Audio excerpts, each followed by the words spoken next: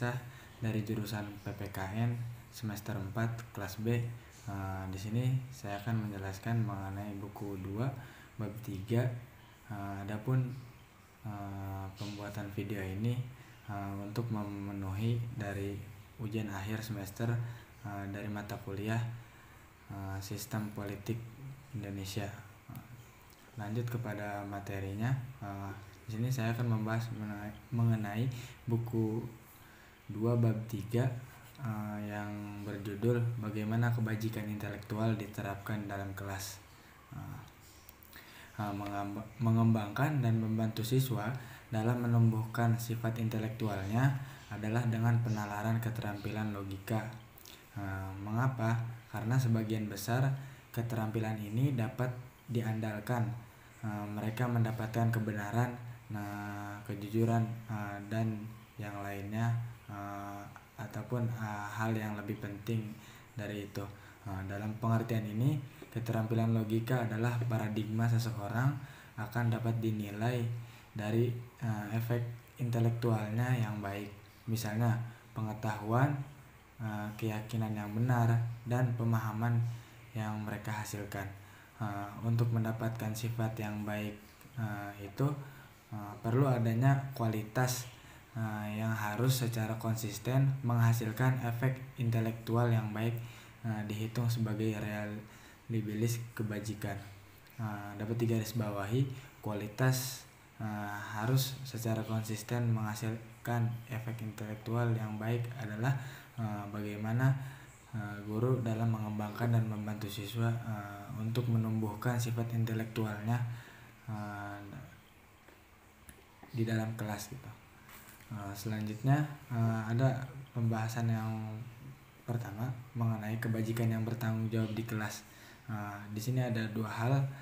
Pertama, bisa dibilang salah satu tujuan kami sebagai profesor filsafat adalah untuk mendorong siswa kami untuk peduli tentang kebenaran dan mengembangkan sifat-sifat seperti keterbukaan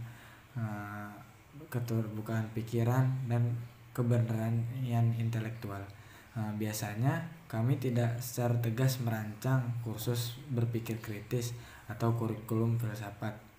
Dengan mempertimbangkan tujuan ini, tidak berarti bahwa kursus dan kurikulum seperti itu tidak memberikan kontribusi pada pengembangan sifat-sifat seperti keterbukaan. Sebaliknya, mereka memberikan kontribusi sejauh mereka memaparkan siswa pada perspektif alternatif, mendorong siswa untuk mempertimbangkan keberatan dan sejenisnya. Yang kedua, bahkan jika kita belum memiliki tujuan untuk membantu siswa untuk mengembangkan kebajikan yang bertanggung jawab, maka langkah yang harus diambil adalah kita harus melakukannya, karena tugas dari guru adalah memiliki tujuan untuk membantu siswa kami untuk mengembangkan keterampilan logis dan mengembangkan kebajikan yang bertanggung jawab. Kemungkinan besar akan membantu siswa mengembangkan keterampilan logis, meskipun tidak ada alasan untuk berpikir bahwa kebajikan yang bertanggung jawab sangat diperlukan untuk memiliki kebajikan yang dapat diandalkan. Tidak demikian. Mengembangkan disposisi motivasi yang merupakan karakteristik dari kebajikan yang bertanggung jawab masih mungkin membantu siswa mengembangkan keterampilan logis. Selanjutnya ada praktik untuk membantu mengembangkan kebajikan yang bertanggung jawab sebagai berikut. Yang pertama, menggunakan instruksi formal untuk menjelaskan kebajikan yang bertanggung jawab. Kita dapat mulai dengan menggunakan instruksi formal untuk memperkenalkan siswa terhadap logika kita dengan kebajikan yang bertanggung jawab dan dengan tindakan emosi dan motivasi orang-orang yang memilikinya. Singkatnya, kami dapat menjelaskan secara singkat apa itu kebajikan yang bertanggung jawab, apa yang membuatnya berharga, dan bagaimana mereka berbeda dari kebajikan reliabilis seperti keterampilan logis. Dengan melakukan itu, kita dapat memperkenalkan kepada siswa pada kebajikan tanggung jawab individu, seperti keterbukaan pikiran, yaitu kita dapat mengidentifikasi tindakan, emosi, dan motivasi yang merupakan ciri keterbukaan pikiran. Semua ini dapat diperkenalkan secara formal dalam 2 periode kelas. Yang kedua ada menggunakan eksemplar untuk lebih menjelaskan kebajikan individu yang bertanggung jawab. Belajar tentang kebajikan yang bertanggung jawab akan membantu siswa untuk menerapkan kategori tindakan intelektual, emosi, dan motivasi untuk diri mereka sendiri dan orang lain. Ini akan membantu mereka untuk mengidentifikasi tindakan, emosi, dan motivasi yang bermula secara intelektual, dan untuk membedakan tindakan dan lain-lain yang bermoral dari yang tidak. Untuk meningkatkan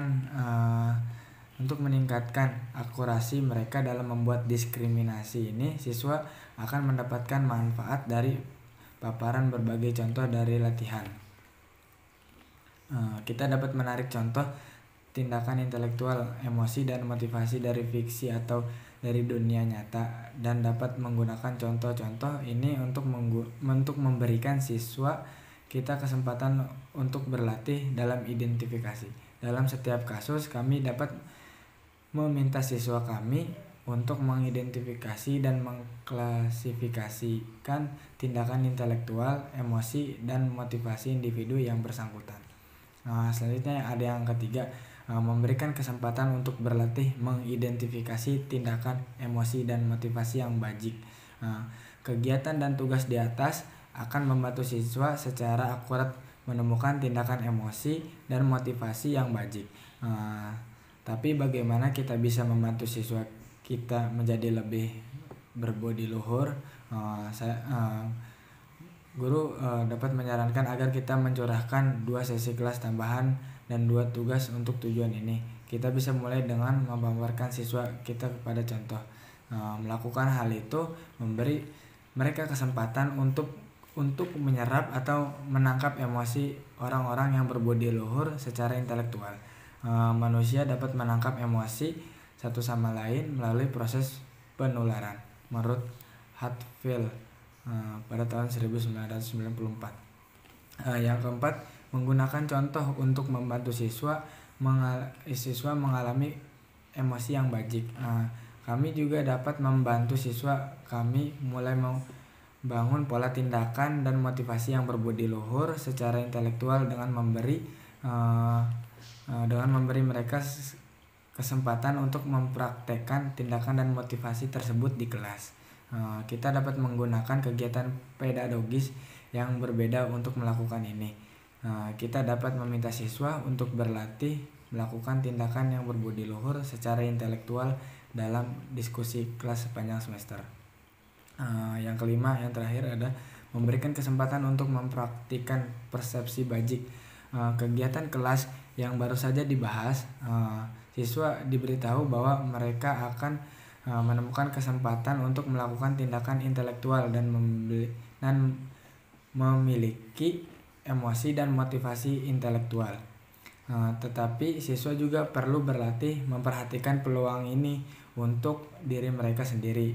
Di sini tugas dapat bermanfaat. Misalnya kegiatan di atas dapat dilengkapi dengan tugas singkat yang meminta siswa untuk memperhatikan peluang dan untuk mempraktekkan tindakan dan motivasi yang berbudi luhur secara intelektual.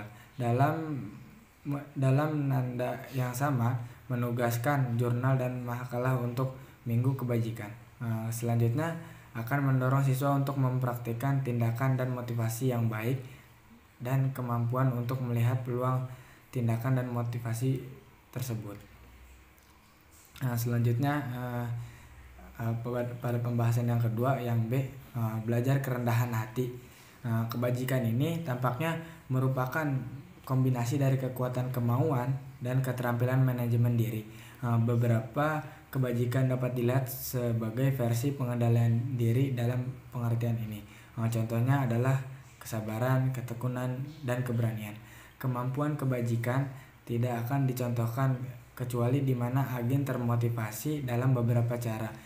Misalnya Dalam bertindak dengan berani, Anda mungkin dimotivasi oleh kekhawatiran bahwa populasi minoritas diperlakukan dengan adil.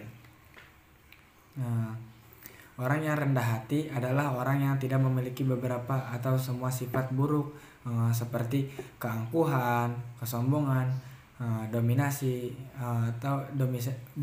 atau biasa disebut kegembiraan karena menguasai orang lain atau menjadi pengaruh penting bagi mereka gitu. Selanjutnya ada hiperotonomi atau bisa diartikan dengan yaitu dorongan super untuk mandiri. Selanjutnya ada pembenaran diri dan iri hati. Kerendahan hati tidak bisa hanya berupa tidak adanya kekhawatiran akan sifat buruk kesombongan, karena tindakan yang menunjukkan kerendahan hati harus dimotivasi dan tidak adanya kekhawatiran yang bersifat kesombongan tidak memberikan motivasi. Selanjutnya, untuk menjadi rendah hati, seseorang perlu mengetahui bagaimana menjadi rendah hati, yaitu bagaimana bersikap rendah hati. Seperti halnya orang yang menguasai diri perlu mengetahui bagaimana mengendalikan emosi dan perilakunya. Ini adalah cara lain bahwa kerendahan hati perlu menjadi sesuatu yang positif, bukan hanya ketiadaan motivasi tertentu.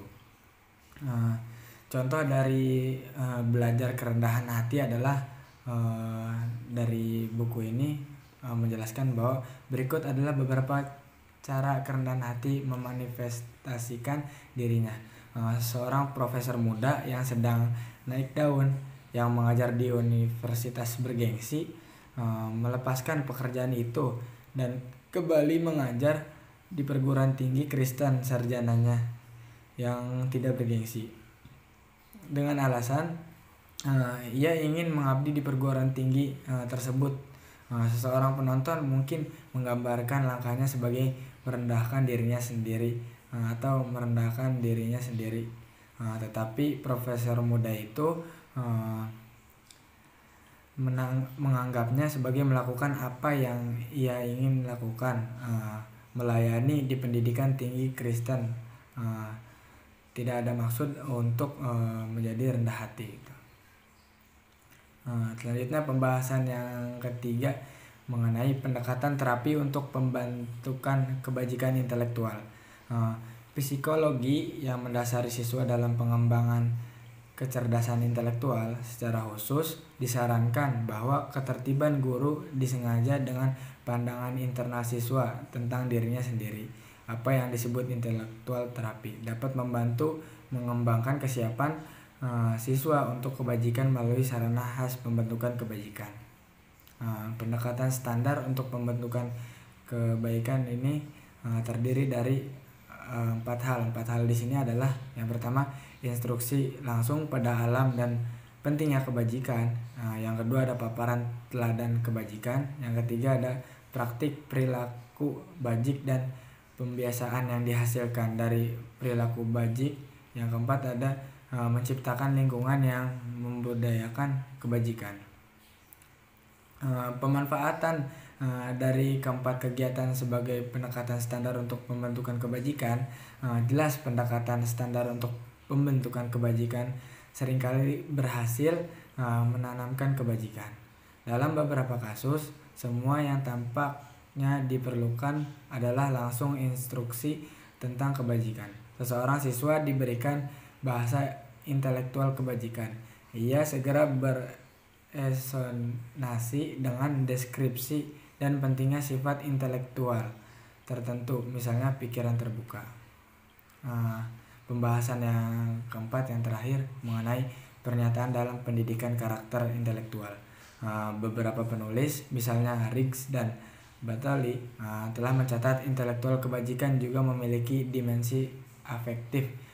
Bayangkan seseorang yang ingin mencapai kebenaran bertanya dengan hati-hati, teliti, dan ulet, tetapi yang bosan atau bahkan sakit hati dengan proses penyelidikan dan merasa tak acuh ketika pernyataan berhasil. Orang seperti itu adalah pendanaan epistemik dan agen ekratik atau benua Aristoteles. Nah, sesuai dengan pandangan Aristoteles, tidak masuk akal untuk memikirkan orang seperti itu sebagai orang yang sepenuhnya atau kuat secara intelektual. Artinya berbudi luhur. Batali menjelaskan mengenai berbudi luhur. Jadi orang yang berbudi luhur secara intelektual adalah orang yang menikmati proses penyelidikan, senang dalam menemukan penemuan intelektual, adalah tidak nyaman dengan ketidaktahuan, disakiti oleh kesalahan kognitif. Misalnya seperti yang ditunjukkan pada bab Wiener-Ridge pada bab 2, jenis peralihan perspektif yang dibutuhkan oleh keterbukaan pikiran seringkali menuntut kecerdasan, simpati atau intelektual dan emosi terkait. Sementara masih banyak lagi yang bisa dikatakan tentang dimensi afektif. Dan kebajikan intelektual harus jelas bahwa pemahaman yang memadai tentang kualitas-kualitas ini membutuhkan perhatian yang cermat terhadapnya perasaan dan emosi yang khas. Mungkin cukup sekian pembahasan dari saya. Kurang lebihnya mohon maaf.